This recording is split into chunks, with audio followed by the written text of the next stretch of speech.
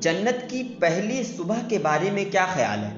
جب آپ اپنے محل کی اونچائی پر کھڑے ہو کر جنت کے خزانوں اور اس کی نہروں کو دیکھ رہے ہوں گے، آپ کے آسمان اور زمین تبدیل ہو چکے ہوں گے۔ دودھ، شہد، شراب اور انتہائی سفید پانی کی نہریں، سونے اور چاندی کے محلات، تا حد نگاہ موتیوں کی سرزمین، کستوری کے ٹیلے، ہر طرف عمدہ خوشبوئیں، گھنے درخت اور ان کی سونے کی ٹہنیاں اور تنے، مختلف رنگ و اشکال کے پھل، نوکر چاکر، عظیم سلطنت، بلند مقام، خوبصورت آنکھوں والی حور و غلمان۔ آپ کو یہ پروانہ دے دیا گیا ہے کہ اب آپ ہمیشہ جوان رہیں گے، کبھی بھی بوڑھے نہیں ہوں گے، ہمیشہ تندرست رہیں گے، کبھی بیمار نہ ہوں گے، ہمیشہ زندہ رہیں گے، کبھی موت نہ آئے گی، ہمیشہ خوشیوں میں رہیں گے، کبھی غم نہ دیکھیں گے۔ اپنے اہل و عیال میں سے جسے آپ کھو چکے ہیں، اللہ تعالیٰ آپ سب کو وہاں اکٹھے کر دے گا۔ ایسی جنت کہ جسے آج تک کسی آنکھ نے نہیں دیکھا،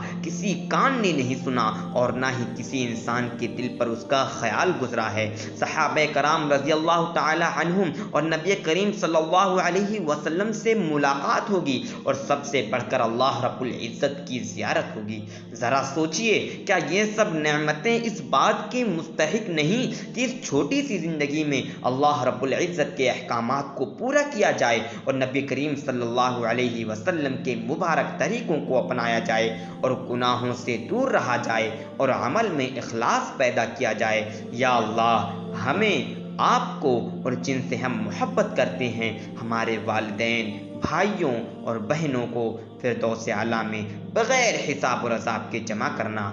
آمین یا رب العالمین۔